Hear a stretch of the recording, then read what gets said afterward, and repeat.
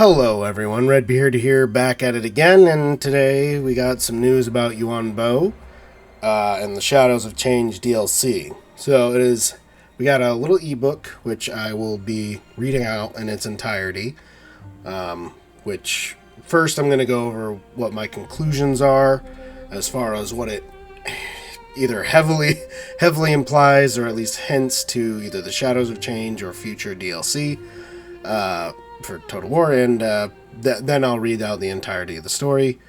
And yeah, so some things that we can draw from. I've read it a couple times now. It's really good. You should go download the ebook if you'd like to just read it, or again, you can kind of listen to me do it in audiobook form later in the video.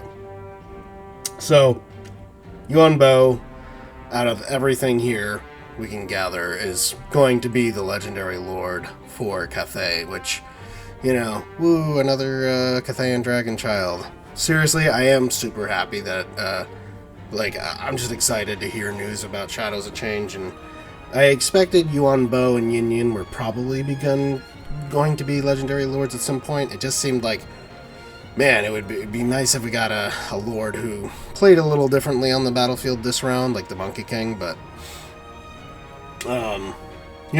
it's really not a big thing to me. I'm just happy that, Yuan his model looks sick, or his design looks very, very cool, and this short story makes him seem like a total badass. So let's get, so for him himself, I think we can gather from the story that he is a mixed caster of heavens and yin, because he at one point in the story uses the spell, what is it, magic mirror or whatever, the spell that reverses missile mirror, that's what it is. So a teacup comes flying at him, and he waves his hand and it flies back towards the changeling, which is also heavily implied that the changeling is definitely going to be in the Shadows of Change, either as a legendary lord or legendary hero. That I'm not, still not sure which, definitively at the very least. It is also said that at one point the changeling says, "Oh, we are matched in spellcasting power," basically. So in tabletop, the changeling, I think, was only a level 1 spellcaster. His real thing was just that he could change into anybody and become, maybe a super heavy spellcaster, but also maybe a super heavy melee fighter. He could just change into a being, which he changes into several of the dragon children's, and at least in human form in this story. And then he also changes into a feather, cannonball, and then a Tzeentch champion, and then flies away on a disc. So he can change into pretty much anything, it seems like, as long as it's a single entity, you know what I'm saying? So I don't think he can change into anything that's mounted still.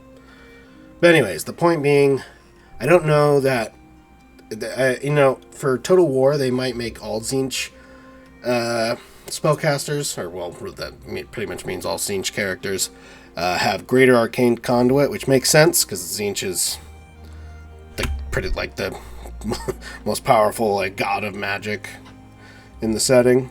So it would make sense that maybe they'd, at least for Total War, bump the changeling up to a Greater Arcane Conduit spellcaster, in which case that might also imply that the Jade Dragon might be a Greater Arcane Conduit spellcaster, which would probably mean that he is the strongest spellcaster of all the dragon siblings, but that is not necessarily for sure. That's just, again, I'm just pulling things from the story and trying to make some Total War conclusions.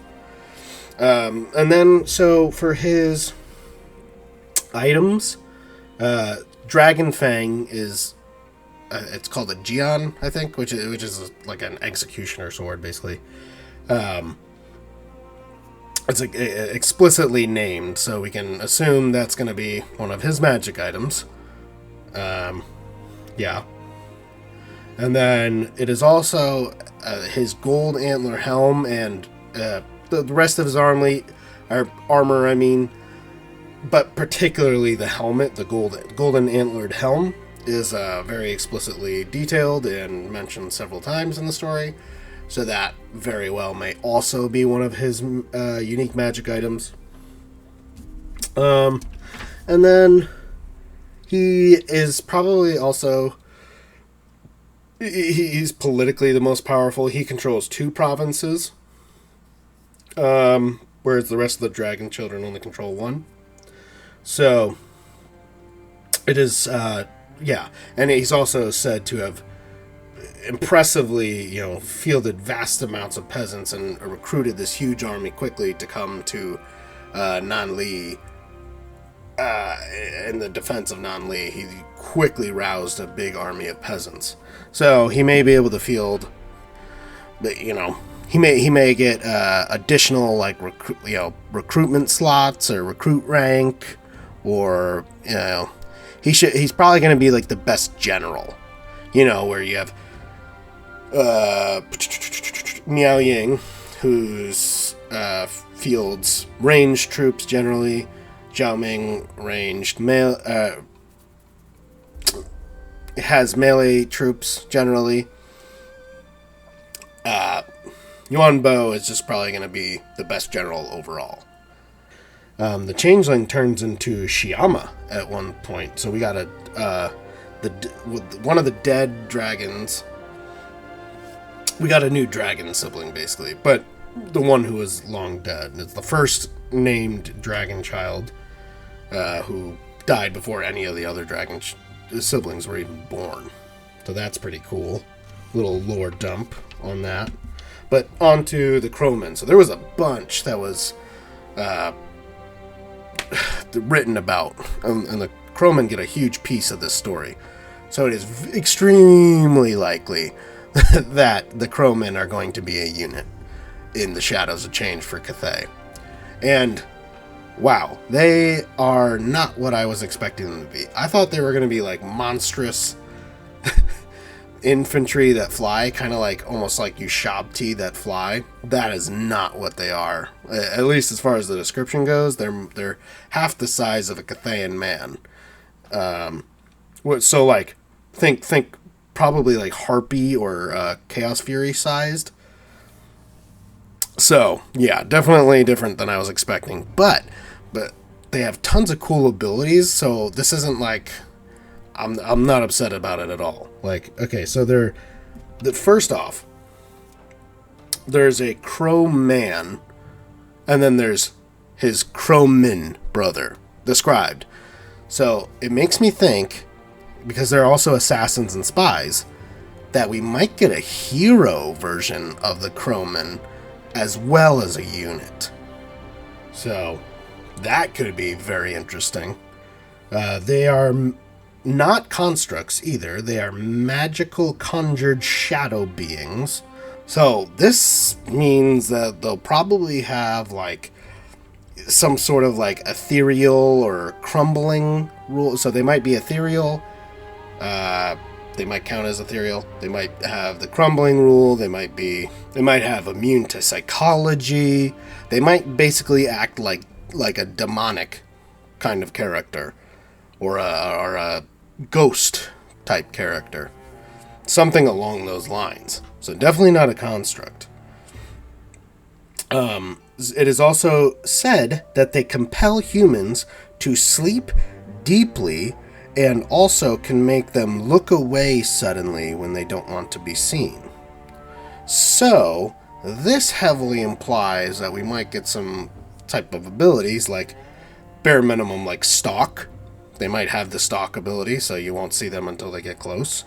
They might have a debuff aura to anything like melee attack, melee defense, or speed. So they might reduce speed, so they can catch things, and they see not in the normal world. They see in the 4 shades of the yin elemental winds. So maybe that gives them an ability similar to like forest spotting, where they can spot other hidden or stalking units. So they themselves can stalk and can spot other stalking units. That would be super interesting. Again, this is just, I'm pulling pulling my own conclusions. It doesn't mean that's what this is, but, you know, if you read the story, I think some of this makes sense as to how it would work in Total War. Lastly, they're drawn to and can sense sorcerers, similar to, like, the Lord of the Rings Nazgul to the One Ring. Like, maybe this gives them a pin ability to enemy sorcerers, or the ability to leech or diffuse or debuff their spells. Also, since Crowmen are yin, there's a soft implication that there may be a similar yang creature in future DLC. What that would be, I'm not sure. Maybe the Jade Lions. I don't know. So yeah, Crowmen. Lots of cool stuff on the Crowmen. We also got mention of some other possible units. We got mention of Wuxing monks, which I feel like this is like the, so in previous lore, non-fleshed out, we know of celestial dragon monks. I'm not sure if these Wuxing monks are the same thing. I'm guessing they are. So that would mean that we would get these heavily elite infantry in these monks. They're not heavily armored. They might not have any armor, but they would have tons of melee attack and melee defense. They might have, I don't know how much weapon strength they would have because they are unarmed. They use their fists, but they're said to be able to like punch holes through armor. And I would really like it if they had missile block chance similar to Swordmasters of Hoath, like where they can just catch arrows because they're, you know, the kung fu cliche, just, you know, the Warhammer version, right? So just catching arrows out of and then punching holes through armor. That's how I envision them. I would love to see that unit come here. And if we're going to see Wuxing monks, oh god, please make the legendary hero Master Po. Oh my god, I want Master Po as a legendary hero so bad. Like, he's such an important character to Cathayan culture. Also trained a bunch of different Cathayans. He's the leader of the foremost school of martial arts in Cathay. Like, we need Master Po as a legendary hero. Oh, that would be so sick if we got him. I'm not sure if we will, but... and then we also got one more potential unit in the Zhengu, or Zangu, I don't know how to... Zengu Wardrum. Which, this particular one rides along Jingyi Bo, which is a mentioned general character, which... Also, in that same bit, it's kind of heavily implied with Jingyi Bo and then one other character, what was his name, Hong Cho or something, that we might be getting melee Lord and Hero variants. So we already got, for Lord and Hero variants, like support and mages, but we don't have any melee focused, like brute characters. So it is somewhat implied from the story that we will be getting melee heroes and lords. But yeah, the Zhengu Wardrum is pulled by a pair of oxen, and it is said to also be able to, it's like a platform that may become a mount, like a kind of like an altar almost, that I would imagine just, supports and buffs nearby allies, which is sort of cool. Not the thing I'm most excited about here, but it's cool. Could be a cool mount and unit. Kind of similar to the Wuxing War Compass in its design, but more of an altar mount kind of thing, probably. Yeah. And I think that's about all I could pull from the story as far as what it means for the Shadows to change in future DLC. So, yeah. That'll wrap up that. Now I'm gonna just go ahead and You can now hear me read the story, like an audiobook almost, and, or you can take off. Either way, thanks for coming. Hope to see you guys soon. Bye. Yuan knelt patiently while his hostess prepared their tea. He had come straight from the Gunpowder Road as befitted the urgency of his journey to the northern provinces, and so was somewhat indecorously dressed in travel-stained battle armor. The heavy dingjiao was assembled from rectangular plates of Celestia forged steel, riveted between layers of green silk and fine leather and damasked in gold. Eyes fashioned from jade and jet studded the metal bands, emitting a faint luminance independent of the paper lanterns festooning the small tea room. Segmented plates, like the scaled wings of his true form, flared from his shoulders, and a long green cloak with a dusty hem trailed across the tiled floor behind him. His sword, Dragon's Fang, he had left in the care of the gate warden of Nanli. His tall helm, with its elaborate brow and stylized golden antlers, rested on the floor beside him. Like a songbird circling the great falls of Kunlan, the kettle sang. Steam rose to fill the room, misting the intricately carved rosewood panels and softening the lantern's glow. Curtains of fine black silk rippled in the humid night air, masking the alcoves where skilled musicians played gourd flutes and plucked at paper strings. The melody had a flowing free-form nature that Yuan did not believe he had heard before.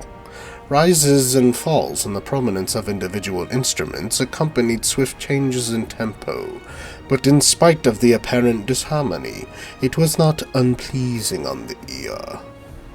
With a serene expression on her face, his hostess poured clear bubbling water from the kettle into the Gaiwan bowl. Her numinous features became clouded with steam, her brilliant white eyes dimming for a moment like the greater moon, Yu behind the brooding of a midwinter sky. Her name was Miao Ying, the Storm Dragon, mistress of the North. Never once blinking, she set the kettle on the table, picked up the Gaiwan, and slowly poured its contents into the tea pitcher. The Storm Dragon was more properly attired for court in a long-sleeved cheongsam. A silver belt inset with a large amethyst gem encircled her hips. Her fingers were ringed, each one picked out with a different precious stone. A padded jingwa scarf was wound indifferently around one arm. Returning the empty gaiwan to the table, she picked up the tea pitcher. The ebb of one movement became the flow of the next. Watching her was like watching the Jade River run its slow, unhurried course towards the sea. One by one, the 2 teacups were filled before, one by one, they were emptied again into the tea basin on the opposite side of the table. The steam in the air took on the scents of ginseng, goji berry, and jasmine as Miao Ying picked up the tea scoop, using a pair of chopsticks to slowly draw the dried leaves into the warmed gaiwan. Up came the kettle again, hot water trickling from the spout to awaken the tea. Yuan watched, saying nothing, as Miao Ying poured the first steep, from gaiwan to pitcher to cups to basin. Tea was about more than mere nourishment, it was about finding tranquility and inner peace. He would not hasten it if Qianqi itself marched on the palace of the Dragon Emperor in Weixin. Miao Ying poured fresh kettle water over the awakened tea leaves, this time closing the gaiwan lid and allowing the tea precious time to steep. With a long, tapering silver claw, she pressed the narrowest of gaps between the gaiwan and the lid, delicately pouring its contents into the tea pitcher, and from there filling both teacups. Only when it was done did Miao Ying look up from her tea to give the Jade Dragon her undivided attention. Haughty and cold, as slow to wrath as she was to affection, it was said of Miao Ying that only the Celestial Dragon Emperor, her father, had the power to make her smile. She had no smile for her brother now. I welcome you to Nanli, Jade Dragon. With a teacup held between both hands, she raised it in ceremonial fashion to present to Yuan. I welcome you to Nanli, Jade Dragon. With a teacup held between both hands, she raised it in ceremonial fashion to present to Yuan Bo. Regardless of age or rank, or imagined rank as tended to be the case with Miao Ying, a guest always drank first. Yuan Bo tapped 2 fingers on the table, silently indicating his thanks, and then also with both hands accepted the offered cup. I thank you for your kind hospitality and welcome, Storm Dragon. He took a sip of the tea, the rich floral aromas in the steam coming together as flavors on his tongue, and closed his eyes. The warmth traveled down his throat and spread throughout his chest. Human form, in his view, allowed for no greater pleasure than that of drinking hot tea on a cool night. A very fine tea, he said. Miao Ying might have been sculpted from ice, but he felt nonetheless that she was pleased. So tell me, brother, she said, what brings the administrator of the Celestial Court all the way to the northern provinces? The Crow Man swept over the rooftops of Nanli like a dark cloud hurrying across the sky on a furtive wind. To the men and women of Nanli, fast asleep behind shuttered windows, he was a shadow, one whose passing brought bad dreams and dulled the silver of the moon. Somewhere amongst the layered eaves of the great city, a dog barked at the night. Its warning went unheeded, however, as the coming of the Onyx Crowmen bade humans to sleep, and to sleep deeply. At the gable edge, the Crowman dropped to his haunches, his brethren tucking themselves in amongst the terracotta beasts decorating the roof ridge. The Onyx Crowmen were barely half the height of a Cathayan man, but they were as strange as they were terrifying. Their backward-jointed legs were clad in black silk pantaloons. The instruments of silent murder glittered dully from their belts. Their man-like upper bodies were covered in black feathers. Their beaks were long and hard. The Crowman looked over the fitfully dreaming city, his flat black eyes reflecting no light from the city's lanterns. He was not human, and the world he perceived was not the human world. He was a Fang Shibo, conjured from the elemental winds of Yin by shadow weavers of the Moon Empress. He saw in the 4 shades of the Yin elemental winds, amber, iron, amethyst, and azure. His other senses preternaturally attuned to secrets and lies. The Onyx Crowmen were the assassins and spies of the Celestial Court. They had not been born, and they could not die. They had no compassion. They had no fear. They had answered only to the Moon Empress, and in her continuing detachment from earthly affairs, the Jade Dragon. They were drawn to evil sorcerers like magpies to silver. The building across from them was a 3-tiered structure of hardwood and bamboo with a line of pink-leaf maples in front. Its tiled roof sloped gently into upturned eaves. The shutters on the upstairs windows had been left open to the night. With a silent caw to his brethren, the Crowman threw himself from the edge. He spread his scruffily feathered wings, caught the elemental winds, and sailed across the tree-lined street with something almost akin to grace. The other Onyx Crowmen launched themselves after him, cawing in an unruly mob. No one saw, no one heard. A pair of jade warriors walking up the street at the moment with the long kyung spears resting on their shoulders felt compelled to look aside and saw nothing. The Crowman tucked in his wings, and as the bank swallow flies at speed through the tiniest of holes to find its nest, fell in through the open window. He hopped back upright, ruffling his feathers and squawking. He was in a small, sparsely furnished bedroom. The other Onyx Crowmen flapped in after him, already busy turning the tiny room upside down. They pulled drawers out of cabinets and threw their contents across the floor. They shredded clothes and curtains, pulled up floorboards, crowing noisily over the secret things they found buried in nooks, tearing them to pieces with their claws or slipping them guiltily into pockets to admire later. The room's single sleeping occupant never stirred. Not until the crowman ran a long, sharp talon across his throat. His eyes widened suddenly, his gurgle of surprise drowned beneath the ecstatic cawing of the onyx crowman. The crowman cocked his head to one side, watching with vague curiosity as a color he could not properly perceive stained the dying man's bedclothes, and the darkness of Yin magic departed his soul. One of the onyx crowmen gave a sudden croak. The others froze in the middle of ransacking the room and swung their beaks towards him. The crowman who had spoken turned his beady black eyes towards whatever it was he had just sensed. The onyx crowmen flapped their wings boisterously and cawed. Another sorcerer. It seemed that their work in Nanli was not yet done. An army of the great deceiver Qianxi marches on Nanli from the west, said Yuan. I have come to offer my assistance. I know how to defend my own provinces, Jade Dragon. Miao Ying smoothed down the long sleeves of her cheongsam and picked up her teacup. Her eyes were brother and sister storms in the rising cloud of steam. If my civil servants come to me in despair of calligraphy brushes in need of sharpening, then I will be sure to send word to the Jade Court and Shangwu. The wrath of the storm dragon passed over Yuan like mist. He knew his siblings too well, and had heard every taunt under heaven.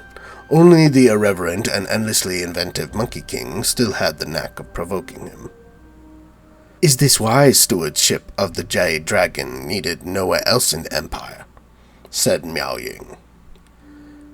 In the south, Li Dao squabbles with the Monkey King over the mountains of heaven, as he has since the dawn of time. To the east, elves from beyond the Jade Sea prey upon the cities of the coast, while in the west, Zhao Ming's madness deepens further with every year that passes. Be assured, Miao Ying, there is no region of the Empire that could not benefit from my stewardship. Then perhaps you come to Nanli for the tea. Yuan set his empty teacup on the table, the sleeves of his embroidered shirt bundling against the table's edges. It is a very fine tea. Miao Ying took a considered sip, deftly changing the subject, though Yuan was uncertain why. Longjiang tea grows only in the celestial mountains over Wingchang. It is said that only the Wuxing monks know where to pick its leaves and the secrets of its fermentation. And the water? Said Yuan. From the mineral springs of Shenglong. Good tea needs good water to rouse it. Without it, even the strongest tea will be weak and flavorless. Miao Ying gave her brother a hard look. Yuan, the cuckoo dragon, she said at length. One nest is enough for other dragons, and yet he is unsatisfied with two. I must take your word on the qualities of good tea, for it has been many centuries since I have been free to venture even as far south as Wingchang. All know you are the favorite of the celestial dragon, Yuan added, soothingly. He entrusts you with the tasks he would give to no other. With the flicker of something unknowable in her eyes, Miao Ying picked up the kettle and began preparing them both a second cup. Yuan marched the old man through the garrison's open gate and threw him from the top step. The old man's name was Chao Ho. He wore his hair in a braided queue. His long mustache was gray. He was wearing a black silk nightgown embroidered with golden dragons. He was gatemaster of Nanli, commander of all the city's jade warriors, and a veteran of many wars. And Yuan did not care. A man who could sleep while the legions of Qianqi despoiled sacred Cathay, who could allow his garrison wither like a pending tree starved of sun and water, deserved no such dignity. He clapped dust from his hands as the gray-haired general tumbled down the polished stone steps. He landed in a sprawled heap of similarly consequential old fools. Some had since recovered from the shock of their eviction from the garrison and were kowtowing towards the Celestial Dragon Guard, who stood with hands on hips under the high arch of the open gate. Yuan swept his gaze across the street, his expression stern behind the fantastical draconic visage of his helmet visor. A small crowd of peasants had gathered in front of the garrison to see what was going on. Others, rubbing their eyes and yawning, leaned out of upstairs windows. One or two looked ready to rush the gates, which Yuan conceded was to their credit. The sight of esteemed uncles being pulled out of their beds and cast into the street rightly offended the peasants' sense of natural order. "What is the meaning of... Gatemaster Chao Ho had picked himself up, dusted himself off with all the dignity of a great general, but found his hot hair faltering before young Wen's disapproving gaze. He was an officer of the Celestial Dragon Guard. His condemnation was but one step removed from that of the Dragon Emperor himself. His eyes never wavering from the humbled gatemaster, one hand resting lightly on the jeweled hilt of his jowl. He casually raised the other. "Wei Shi!" he barked. The Celestial Dragon Guard, so named, took one step forward, placed a scroll tied at each end with the green ribbons into Yang Wen's hand, then took another step back. Yang Wen broke the scroll seal and unfurled it with a flourish. An odd murmur passed through the watching peasants. Chao Ho, his face pressed to the ground, wept, as in a loud, clear voice befitting the words of the Jade Dragon, Yang Wen began to read. It was not the demons approaching Nanli that troubled Yuan Bo. This, close to the Warpstone Desert, and Cathay's border with the uncivilized West, such things would happen.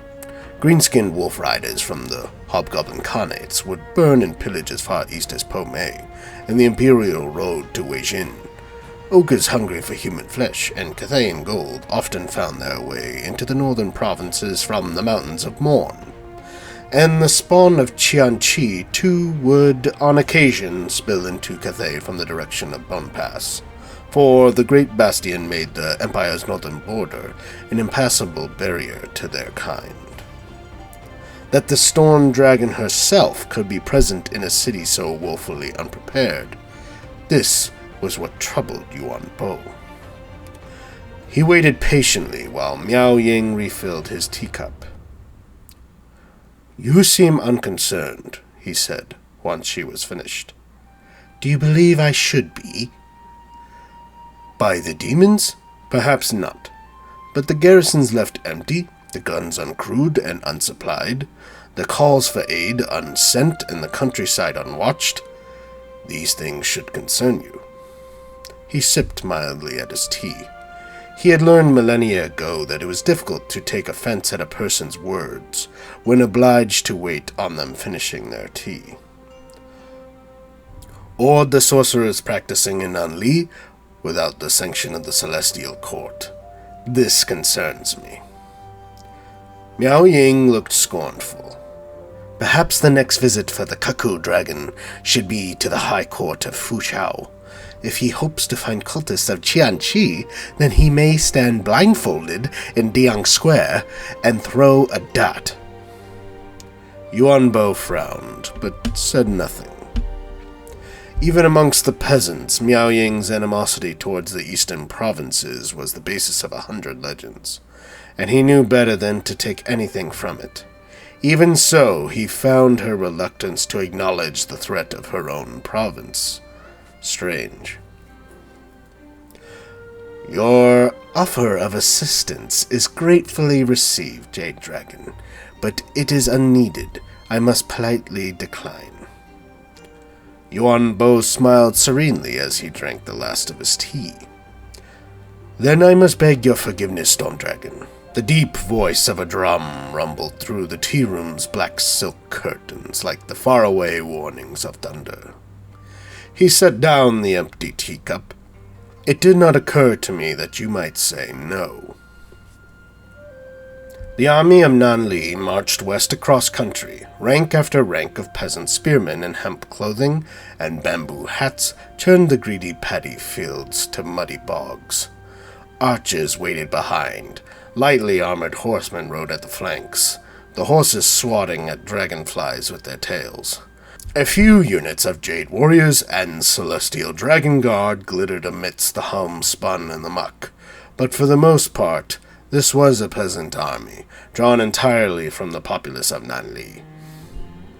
That the Jade Dragon had been able to raise so many in so short a time was an astounding organizational feat, irrespective of the average soldier's quality.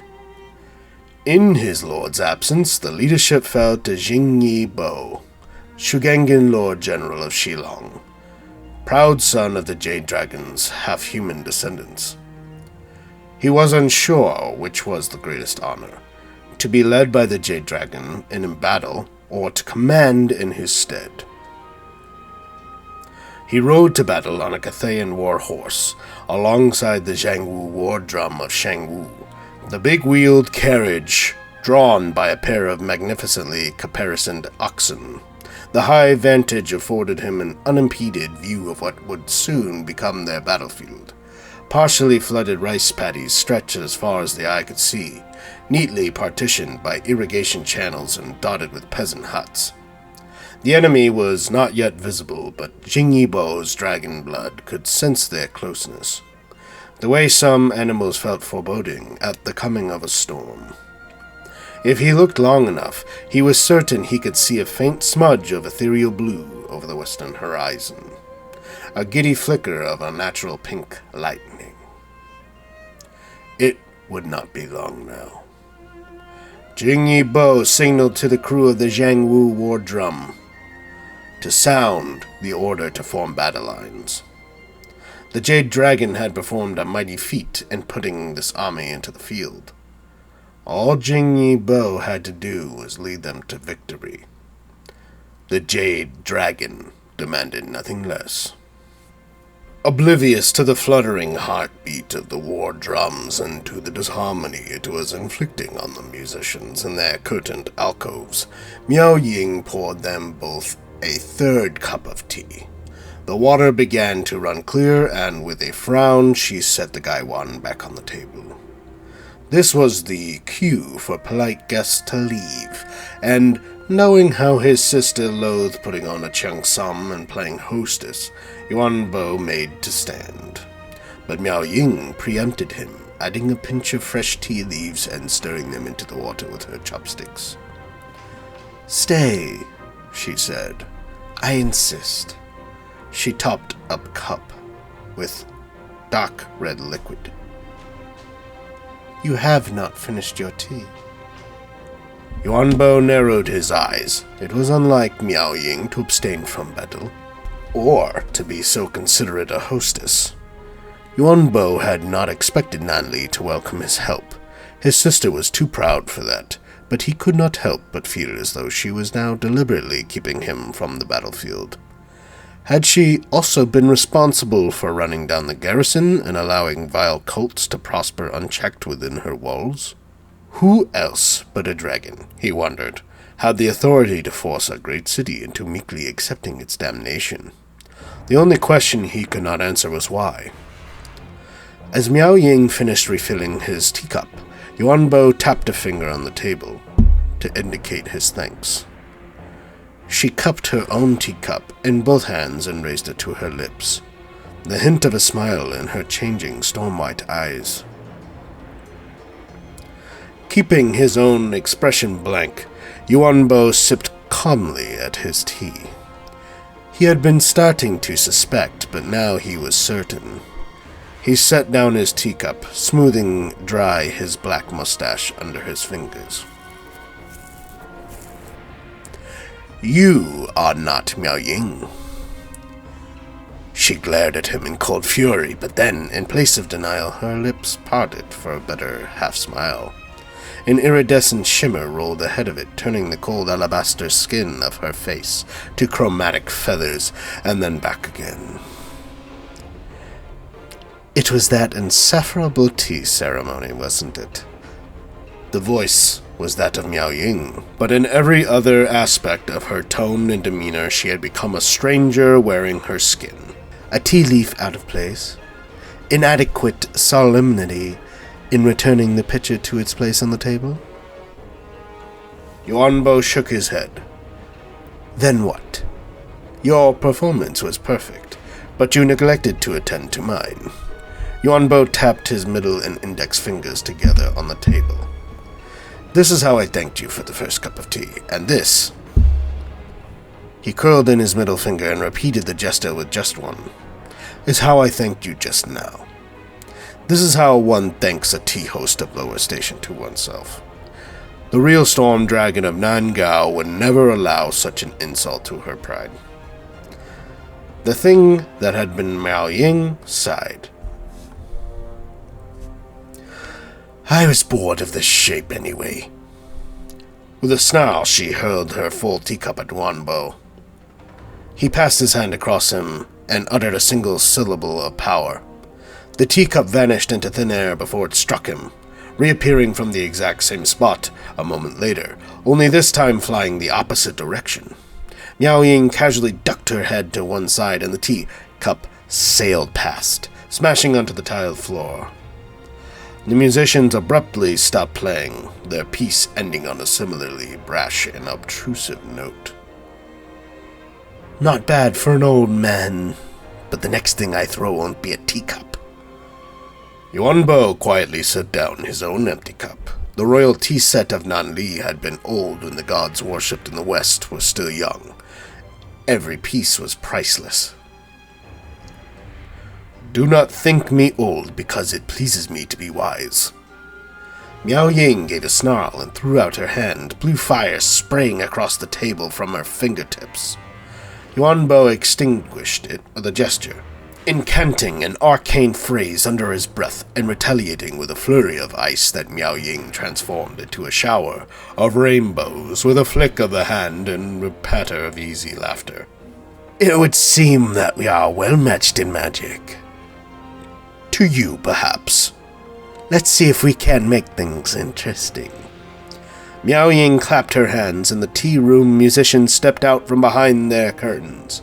Men and women alike were garbed in silvery blue hanfu, their finery shifting in shape and color as they moved, adopting new forms for every different aspect of light and circumstance. Golden bird masks concealed their faces. All of them bore the unblinking flame-wreathed eye of Qianqi somewhere on their person, be it in the form of a clasp, a brooch, a ring, or a tattoo on the back of the hand.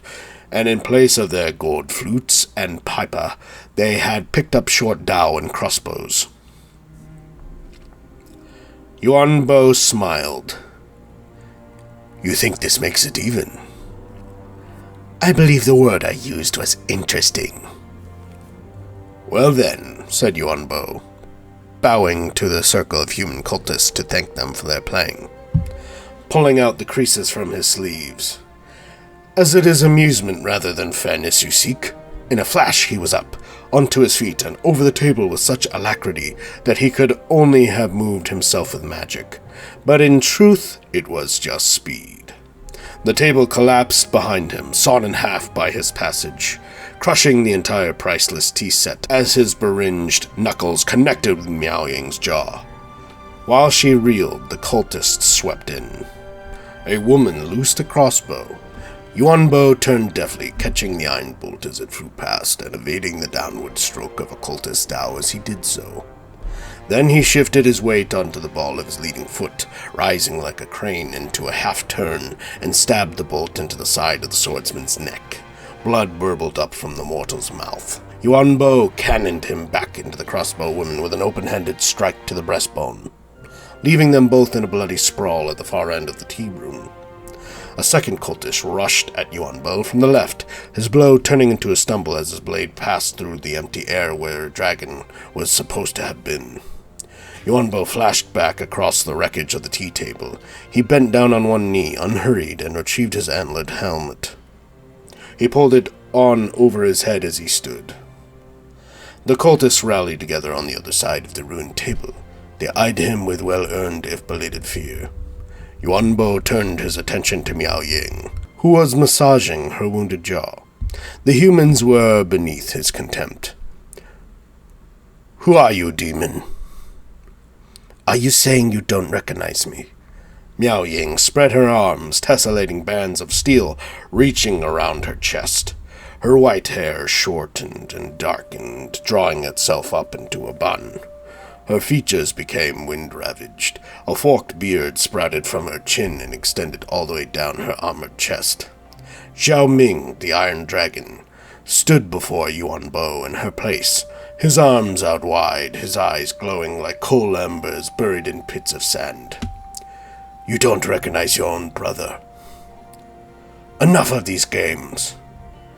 Is that the correct way to address your better?" The demon's form shifted again, shedding away some of its newly acquired stature, and once again becoming female.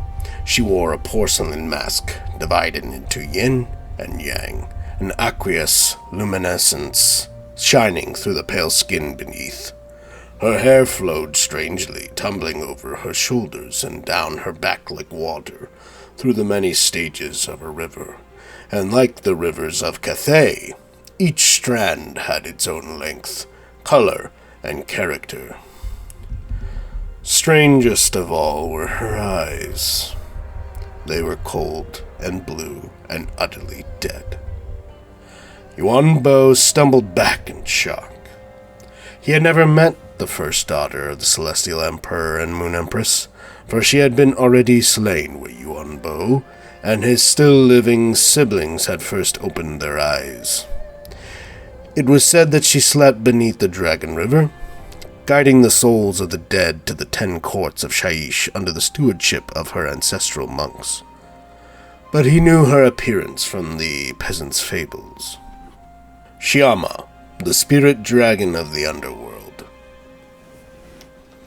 "It should have been me," she snarled. "The celestial court should have been mine, not yours."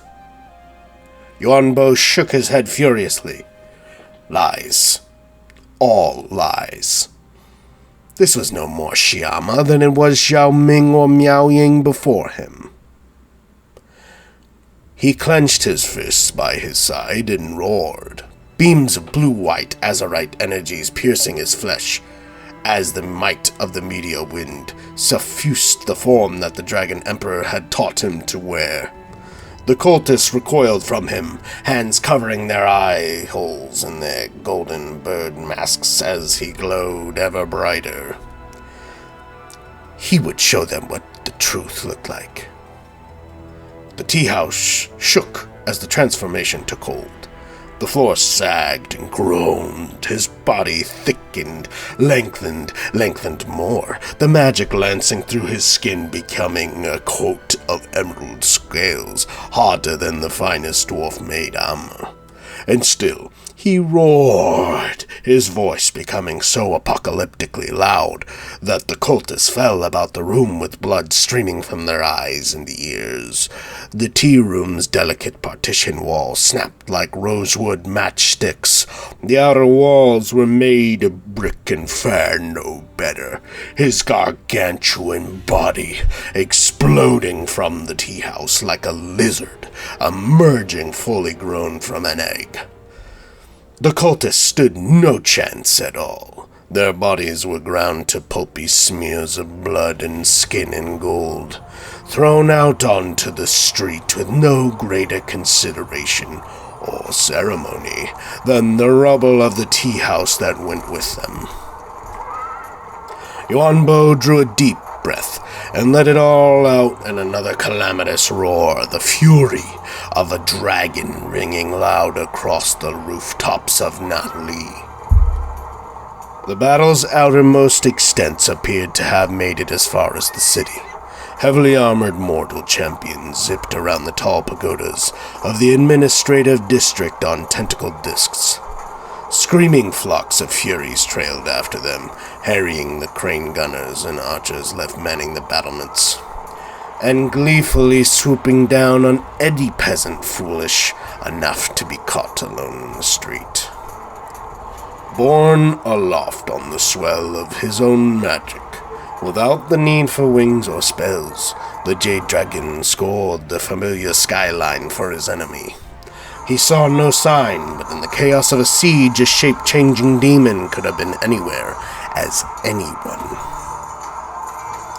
"Face me!" he bellowed. "I will face you, Jade Dragon, but only when you expect it least. We are still having too much fun." Yuan Bo swung his colossal head around to where the voice had come from, trailing long rope-like green mustaches, glimpsing the demon at last as it hastily tried on and discarded 100 different forms. For the duration of a thought, it was one of the howling furies. Then it was a feather, tossed this way and that on the wind, and the heat rising from the fires, a drift of smoke, a single iron ball amidst a volley of crane shot blasted into the sky. Finally it settled on the shape of a knight of Qianqi in mirrored armor, its head enclosed by a helmet adorned with blinking eyes. He stood upon a demonic disc that appeared to have lost its rider, and saluted the Jade Dragon with a spear wreathed in blue fire. The disc gibbered as it turned, sweeping its demonic rider from the battlefield. Yuan Bo bunched his muscular serpentine book to give chase, only to hesitate at the last. Why was the demon making it easy for him? Unless its intention was still to keep him from bolstering the defenders of Nanli. Whatever mischief such a creature might cause if allowed to escape, the threat to Nanli was real, and it was before him now. With a final sky-breaking trumpet, Yuan Bo called on his fiercest agents to give chase. The Onyx Crowmen rose up from the city like smoke from a sorceress effigy consigned to the fire, crawling out of every nook, alley, and sliver of darkness to heed their master's call. Where they met the demonic furies of Qianqi, the shadowy cloud broke into squalling flocks, but enough of them broke free, screeching and cawing as they flapped off in ragged wing pursuit of the fleeing Longma. Satisfied that the Onyx Crowmen would serve the Dragon Emperor to the end, even if no one else could, the Jade Dragon left the demon to the mercy of their beaks and claws and turned west. He had an army to destroy. A vengeful Miao Ying arrived in Nanli 5 days after the battle's end. She marched directly from Snake Gate, where her armies had been engaged with the ever-belligerent Hung, and was, at the risk of great understatement, profoundly displeased with the manner in which her mortal officials had conducted her affairs in her stead. Her first demand, on passing through the gates of a trembling Nanli, was for the head of her first minister. A flurry of such demands was swift to follow, with no branch of the city's bureaucracy obscure enough to be spared her wrath. Her spree would have no doubt extended to agents of the Celestial Court, too, had Yuan Bo not been there to temper her wrath. Only when there were enough heads on spikes to ameliorate her unhappiness, some 2 days after her return, did she reluctantly accept the invitation of the Jade Dragon to join him on the battlefield. The battle was long over, but General Jing Yibo had camped the bulk of his army there in the aftermath. Those peasants who had not drifted back to Nanli had been put to work repairing irrigation ditches and replanting rice paddies. Others were busy hammering and sawing, constructing the temporary enclosures in which Jing Yibo was keeping his prisoners. Small units of Jade horsemen had been combing the countryside for days, still rounding up mortal survivors from the vanquished demon host. "I am disappointed that it took you as long as it did to see through this impostor," said Miao Ying. This time it was Yuan Bo, dressed in courtly emerald-colored robes, leaving his sister to look weathered and massive in a suit of meteoric silver armor, fresh from the Great Bastion. The two dragons walked side by side through the flooded paddy, bowing the heads of the hard-working mortals like a divine wind through a field of grass. As oblivious to the sea of peasants burying their faces in the mud as she was to their ruined finery, the storm dragon went on. "I expect it from servants. I do not expect it from you." "She was very convincing," said Yuan Bo, and smiled at her stormy expression. In his heart, however, he remained troubled. The demon had masqueraded for weeks as a dragon, and had nearly succeeded in leading a great city to its destruction. It had almost fooled him. Where had it fled to after the battle, he wondered? Whose shape had it chosen to wear? The Onyx Crowman had pursued it not north or west, but east, towards Wei Jin, and the very heart of the Imperial Cathay. How it had slipped the sharp eyes of the Onyx Crowman, Yuan Bo did not know. But though the Feng Shibo could see all lies, they were incapable of speaking one of their own. The demon was gone. The thought of the discord it might sow in the central provinces filled him with a terrible unease. "I am also displeased that you saw fit to enter my province uninvited," Miao Ying went on. "I trust you will forgive the trespass," Yuan Bo murmured, only half attentive. "As the Dragon Emperor will no doubt forgive the disaster that almost befell Nali." He turned to her and smiled. "A modest token of contrition to the Celestial Court will, I am sure, be more than sufficient." Miao Ying pursed her lips, but for once, and wisely chose to say nothing. "You are his favorite, after all." They came at last to the wooden fortress that Jing Yi Bo had raised over the paddock fields. The Lord General and his celestial dragon guard were outside, personally overseeing the internment of a fresh batch of captives. A gaggle of Onyx Crowmen had perched on the walls and were watching. "Death," they seemed to croak, in words that only Yuan Bo had the trust of the Moon Empress to hear and understand. "Death, death, death." The beaten men had been strung together in a long line, their hands bound with coarse rope. Many were still clad in their foul armor, despite the best efforts of the Jade Horsemen to pry off gauntlets and helms. The mightiest champions of Qianqi, Yuan Bo knew, often became inseparably fused with their armor. For this he was grateful. The menagerie of bizarre forms on display, even amongst the lesser servants of chaos, was disturbing enough as it was. Jing Yi Bo and the Celestial Dragon Guard dropped to their knees and bowed as the two dragons approached. The Jade Warriors, holding the rope at each end of the line of captives, merely averted their eyes, obliged by their duty to remain standing. The Onyx Crowmen flapped their wings and cawed. Yuan Bo nodded up to the walls in acknowledgement. Miao Ying looked over the beaten warriors, a look of disdain on her face. It was difficult, in a land that flourished under the benign rule of its immortal dragons, to understand how men could be seduced by the worship of dark gods. "Are we going to question the—" A fine mist of bright red blood speckled her face.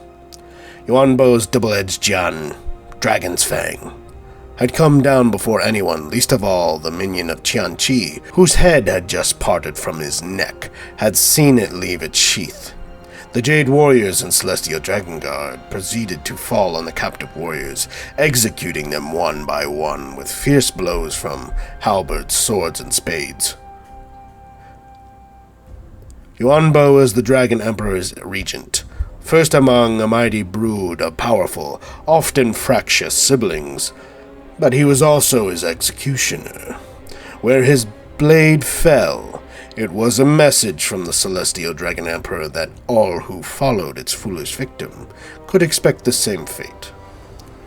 It was useful, too, for his brothers and sisters to be reminded that not only was he watching, but that he and Dragon's Fang might visit from time to time. A modest token of contrition, he reminded her. Do not forget. Miao Ying bowed her head to him, her face still splattered with blood. She had not troubled herself to wipe away. Mending and cleaning were, after all, human affairs. Yes, Jade Dragon. And that, folks, is the end of this tale. If you enjoyed this, please like, comment, subscribe, share.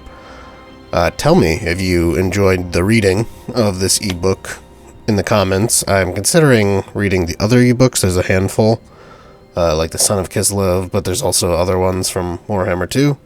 I think that might make good video content. So before we go, though, I want to kind of wrap up my thoughts now that I've gone through editing and had some more time to think about it, and I've read it more. So Yuan Bo, definitely going to be the Legendary Lord. Obviously. I think he's going to have probably a lot of buffs towards diplomatic relations, especially with Cathay, but with, possibly other nations. His traits and skills, he'll probably focus on buffing peasants, Jade Warriors, obviously he's the Jade Dragon, and Onyx Crowmen. Anything from upkeep reduction to recruit rank, any sort of melee or stat buffs in general.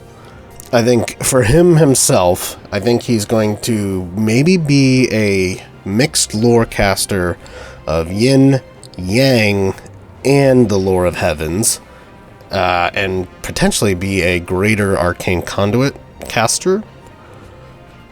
They also make a decent point about how fast he is. Kind of almost teleporting. He's so fast in his human form, so he might be substantially faster than the two other dragon children in their human form. I don't know what that would be, 50-60 speed on foot, maybe? Potentially. That's, that might just be story flair. Who knows? On the flip of that, I think it's pretty likely that the Changeling is going to be the Tzeentch Legendary Lord, and we know that Cold Hellbrass is going to be the Legendary Hero, the free one. I think the Changeling, he might not be... all Tzeentch casters are greater arcane conduit, so I see them probably sticking with that. Even though in tabletop he was a level 1, I think for Total War, just playing it safe with greater arcane conduits for Tzeentch across the board. And otherwise he's just a Tzeentch caster, but he has he has the ability to become a number, potentially anything, right, with his changing ability. Then the Onyx Crowmen, I believe, are going to be a possibly ethereal unit, but I would assume definitely a crumbling unit, since they are basically shadow beings, like elemental spirits. And I think they're going to be probably the most elite Harpy-esque unit in the game. They'll have stock, and they will probably also be able to spot other units that are stalking, or at least be able to debuff enemy spellcasters in some way. I think we're also going to see Wuxing monks, or celestial dragon monks as they were previously known. And in that case, I very much hope that we see Master Po as a legendary hero. He would just be like the ultimate kung fu master monk type guy. Very similar to Gorda's Backstabber in that he's a great duelist, but he also just buffs your troops for your entire faction to a very high degree, so you want to get him as early as possible. Then there's the Zhang Wu War Drum, or whatever it's called, which I imagine will be similar to a Wuxing War Compass, but instead of having bound spells, it's more of a support battery. Pulled by oxen, it might also act as a mount. And as far as Kislev, we still have no confirmation or even a hint from this story. Whether who that will be, and my money's still on Mother Ostankia, or Ostankia, as I should say. And then the only other thing really to talk about is start positions.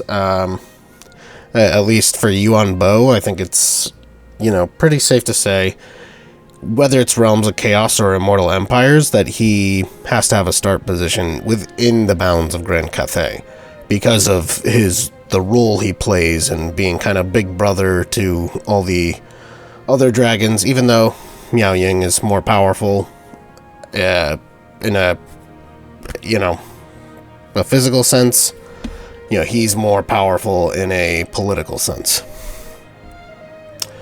And he generally just keeps all the other dragons in line, and Cathay a strong and working empire that doesn't get taken over by Tzeentch cultists.